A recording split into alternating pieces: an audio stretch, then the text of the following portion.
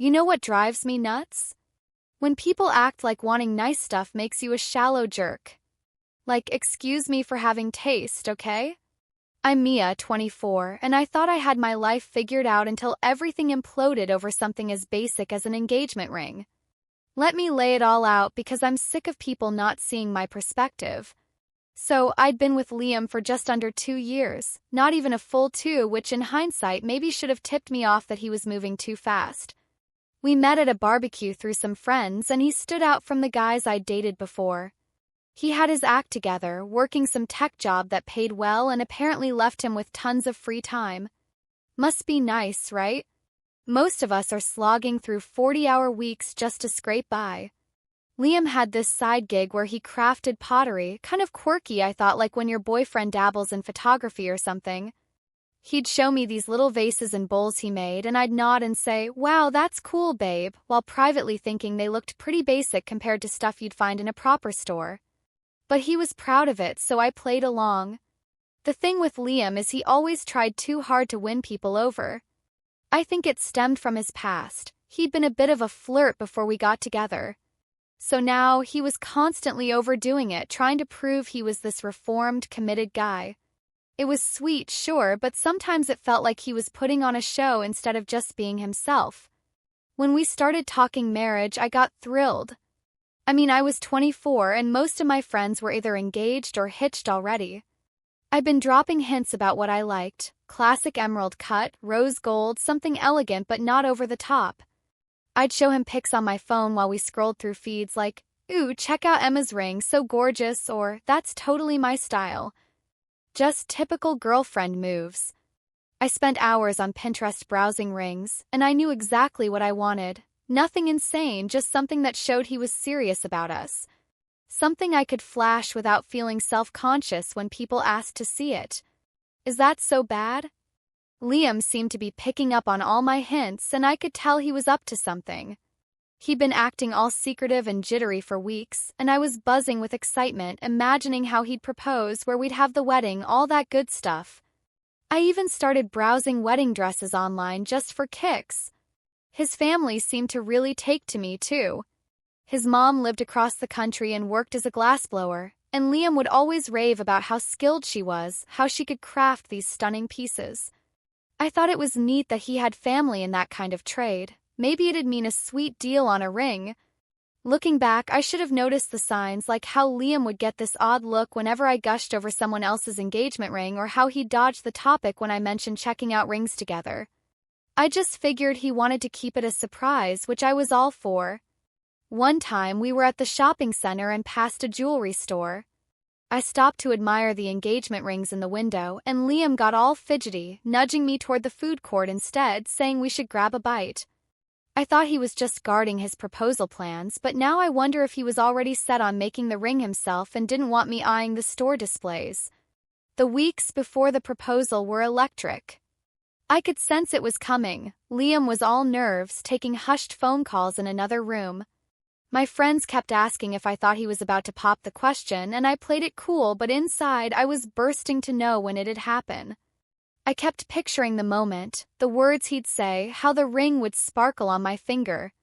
I imagined calling my dad right after, posting a pic on Instagram, my friends losing it over how gorgeous it was. I'd already started mentally picking my bridesmaids and dreaming up the wedding vibe. Liam had been staying late at work a lot, which I assumed was him picking up extra hours to save for the ring. Sometimes he'd come home with little nicks on his hands, and when I asked, he'd brush it off as work-related. I figured tech jobs could be tough on the hands sometimes. The anticipation was intense, but in the best way. Every time Liam planned something special, I wondered if this was it. Every nervous glance or excited vibe from him had me thinking today might be the day. I was practically humming with excitement for weeks. Then things kicked off. Liam suggested a small gathering at my place with my family, my parents, my brother Ethan, a few close relatives. Nothing fancy, just burgers and drinks, but it felt special because Liam had never really taken charge like that before. He was so on edge that night, barely touching his food, checking his pocket every few minutes like he was making sure something was still there. When he finally dropped to one knee in front of everyone, my heart legit skipped a beat. This was it, the moment I'd been daydreaming about for months. My mom started bawling right away, and Ethan was gripping my dad's shoulder like, "Holy crap, it's happening!" The ring box came out, and when he opened it, my first feeling was pure relief that it was real, followed by shock at how unique it looked. It wasn't what I'd pictured at all, but it had its own charm.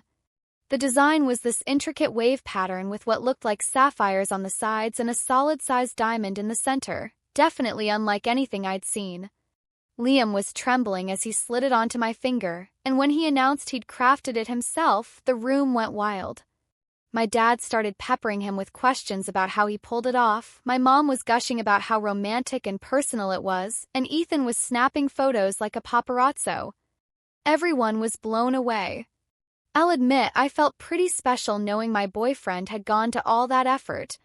The rest of the night was like something out of a movie. We celebrated, snapped a million photos, and called Liam's mom to share the news. I kept glancing at my hand, trying to wrap my head around the ring being there. It was thrilling, surreal, and a lot to take in all at once. Liam was beaming, so proud, and seeing him that happy warmed my heart too. We stayed up late, talking about everything, when we'd tie the knot, where we might settle down, what kind of wedding we'd have. It was one of those magical nights where the future feels wide open, sparkling with possibility. I fell asleep twirling the ring on my finger, still half convinced it wasn't real. The next morning, I woke up still buzzing, immediately checking my hand to make sure it wasn't a dream. The ring caught the sunlight streaming through the bedroom window, and I spent a few minutes just staring at it, snapping pics to send to friends who hadn't been there. Liam was in the kitchen, whistling while making breakfast, clearly still on cloud nine from the proposal. He kept coming over to kiss me and admire the ring on my finger, like he couldn't believe it himself. It was adorable seeing him so thrilled and proud of his work. But in the daylight, I started noticing things I hadn't the night before. Tiny flaws in the metal, some scratches on the band that must have happened while he was making it, settings holding the stones that didn't look as sturdy as you'd see in a store-bought piece. Don't get me wrong, it was still beautiful, but these little imperfections started gnawing at me. I found myself mentally stacking it up against other rings I'd seen. My friend Clara's ring from a high-end jeweler had this flawless, polished shine. My cousin Sophie's ring looked so sleek and professional. This one was clearly handmade, and while that was supposed to be charming, it also meant it looked, well, homemade. When Liam brought me coffee in bed, I started asking about the process. How long had he worked on it? Where'd he learn to craft metal? How'd he figure out the sizing? His face lit up as he dove into the details, techniques he'd studied, practice pieces he'd made, how his mom had helped source the sapphires from out west. The more he talked, the more I realized the effort involved. 3 months of on and off work, learning new skills, coordinating with his mom across the country. Sounded incredibly thoughtful, romantic even. But I couldn't shake this nagging feeling. Then I started asking practical stuff. Was the diamond certified? Where'd it come from? How much did the materials cost? Liam seemed caught off guard, like he hadn't expected me to dig into that. His tone got a bit defensive when he explained it was a lab-grown diamond, not natural but chemically identical and impossible to tell apart. Except, you can tell the difference because one's worth a lot more than the other. When I asked about the total cost and Liam said around $1,500, I tried to keep my face neutral, but inside I was crunching numbers. $1,500 for an engagement ring. My friend Clara's fiancé dropped $9,000 on hers. My cousin Sophie's ring was well over $12,000. I know it sounds superficial, but it's not just about the dollars. It's about what the money signifies. How much does our relationship mean to him? How much is our future worth? When you're making a lifelong commitment, shouldn't that show in what you're willing to invest? Liam kept stressing how much time and effort he'd poured into crafting it, but time isn't the same as money. If anything, making it himself was probably the budget route. He could have worked extra hours at his tech job over those 3 months and easily afforded a stunning ring from a proper jeweler. I started thinking about practical stuff too. What if the ring got damaged? Could any jeweler fix it, or would we need someone who deals with handmade pieces? What about insurance? How do you even insure something without an official appraisal? Would it hold any value over time, or was this just sentimental to us? The more I thought, the more I realized I had legitimate concerns that needed addressing. But I knew I had to tread carefully. Liam was so proud of his creation, and I didn't want to seem ungrateful or hurt him. I spent the whole day mulling over how to bring it up. I didn't want to come off as materialistic, but I couldn't ignore these real issues. This was a ring I'd wear for life, a symbol of our love and commitment. Shouldn't it be exactly what I wanted? I decided to do some homework first to back up my concerns with facts. I researched lab-grown versus natural diamonds, read about resale values, and checked prices at jewelry stores. Everything confirmed my suspicions. Lab diamonds are way cheaper and don't hold value like natural ones. A similar ring from a jeweler, with the same size diamond and setting, would cost 3 to 4 times what Liam spent on materials, not even counting the professional craftsmanship or warranties you'd get. By evening, I was convinced my concerns were valid. This wasn't about being shallow, it was about making a smart investment in our future. An engagement ring should be something you could pass down to your kids, something that might even appreciate in value. What Liam made, while sweet, was basically worthless financially. When Liam got home from work, I'd planned how to approach it. I'd be gentle but honest, hoping we could find a solution that worked for both of us. I waited until after dinner, when we were both relaxed and in good spirits. I started casually, praising the ring's unique design and how everyone was amazed by his craftsmanship. Then I eased into my concerns: the lab-grown diamond, the lack of certification, the durability of the handmade setting. Liam's vibe shifted the second I started talking. He got this guarded look and began cutting me off to repeat how lab-grown diamonds are identical to natural ones. He went on about ethical sourcing and environmental benefits, totally missing my point. I tried to clarify that it wasn't about the science, it was about the investment, the value, the idea that this ring should last forever and maybe even be a family heirloom someday. But he just got more defensive, acting like I was trashing his work instead of trying to have a grown-up talk about our future. Things heated up fast. Liam seemed hurt and confused, and I was getting annoyed that he wasn't hearing me out. I wasn't dismissing his love or effort, I was just being practical about something I'd wear for decades. I brought up other times when I felt like Liam didn't quite get what I needed, like last year's birthday when he gave me a sweet but cheap gift instead of the designer necklace I'd been dropping hints about for months, or when he suggested a hiking trip for our anniversary instead of the beach getaway I'd hoped for. Felt like a pattern of him missing what mattered to me. Liam went quiet and said he needed time to think. I could tell he was upset, but I thought I'd been fair and honest. If we were going to get married, we needed to be able to talk about money, priorities, and what we both wanted. The next few days were rough. Liam was distant, barely speaking beyond basics like what we'd eat or who'd grab groceries. I started feeling like he was overreacting. All I'd done was raise valid concerns about something meant to symbolize our future. I kept waiting for him to come around to see I was looking out for us both, but he just pulled further away. He stopped mentioning wedding plans, lost the spark about being engaged, and barely glanced at me when I wore the ring. Finally, I decided to be straight with him. I sat him down and said honestly that I'd prefer to exchange the ring for one with a natural diamond, maybe from a proper jewelry store with certification and a warranty. I wasn't trying to hurt him, I was just being real about what I wanted to wear for the rest of my life. Liam went dead silent when I said that.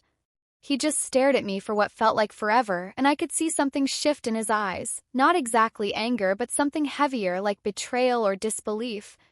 When he finally spoke, his voice was cold, almost unrecognizable.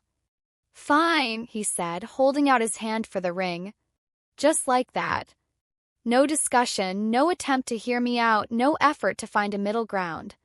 He took the ring and walked out, leaving me sitting there, stunned, wondering what just happened. I figured he was just being dramatic and would cool off once he thought it through. We were talking about a lifetime together. Surely one disagreement about a ring wouldn't derail that, right?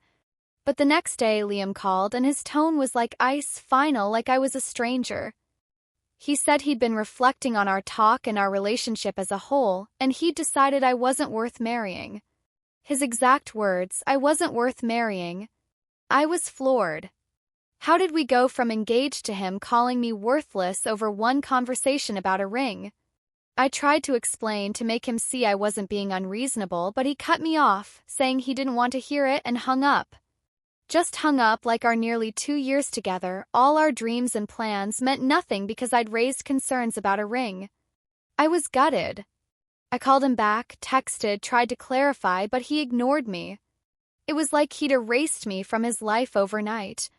My dad reached out to mediate, thinking a neutral voice might help, and my brother Ethan tried too, since he'd always clicked with Liam, but Liam wouldn't take their calls either.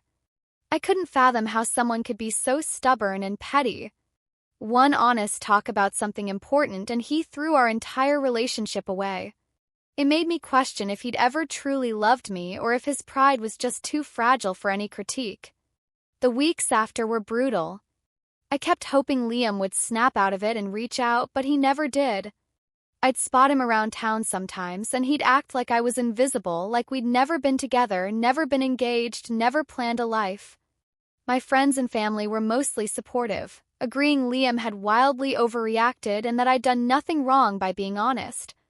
But a few people thought I should have just been grateful for his handmade ring, which annoyed me because they didn't get the full picture. I tried moving on, went on a few casual dates, but it was tough not to compare everyone to Liam.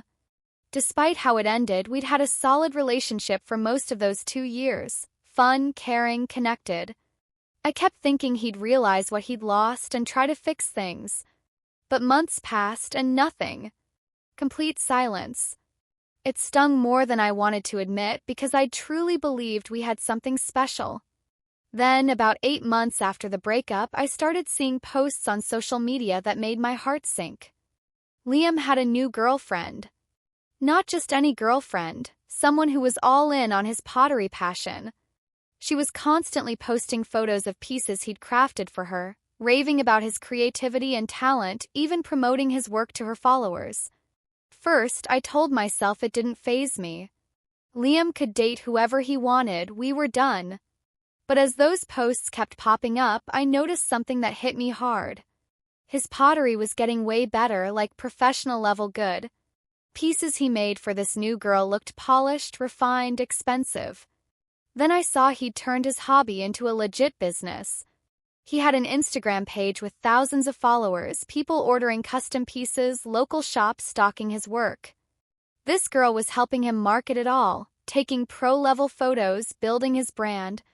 The success was undeniable. He was charging serious cash for his pieces, way more than the $1,500 he'd spent on my ring. Some of his custom engagement rings were selling for $6,000, $7,000, even $10,000, professional-grade work that could sit in high-end galleries. But the real punch to the gut came when I saw their engagement announcement. Liam had proposed to her with another handmade ring, but this one was worlds apart from mine. A huge natural diamond, impeccable setting, craftsmanship that screamed expertise. Even I had to admit it was gorgeous, exactly the kind of ring I'd always wanted.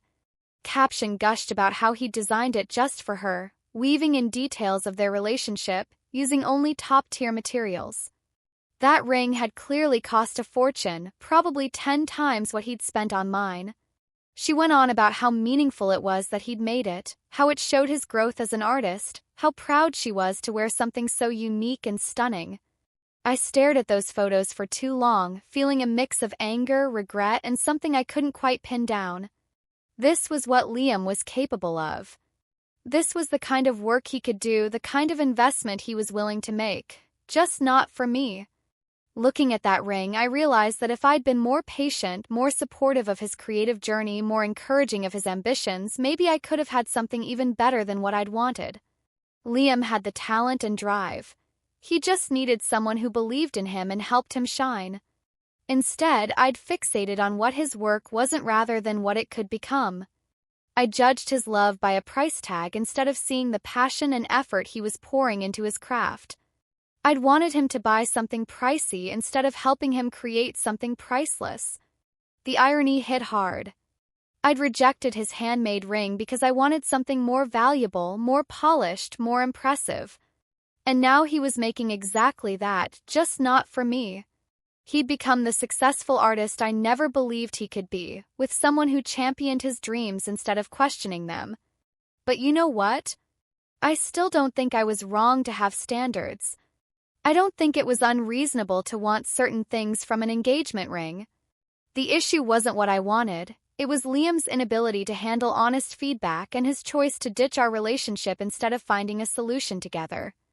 Maybe if he'd been more mature, if he'd listened instead of getting defensive, we could have worked it out. Maybe he could have made me a new ring later after honing his skills. Maybe we could have upgraded the diamond down the road or had the setting professionally refined. Instead, Liam chose to walk away from someone who loved him over what should have been a small hiccup. Sure, things turned out great for him in the end, but that doesn't mean his reaction wasn't totally overblown. I'm doing all right now. I've moved on, started dating someone new, and honestly, I'm probably better off without someone who'd bail on our relationship so quickly. But sometimes I can't help but wonder what might have been if things had played out differently, if Liam had been more open, if I'd been more supportive, if we'd both been willing to meet in the middle.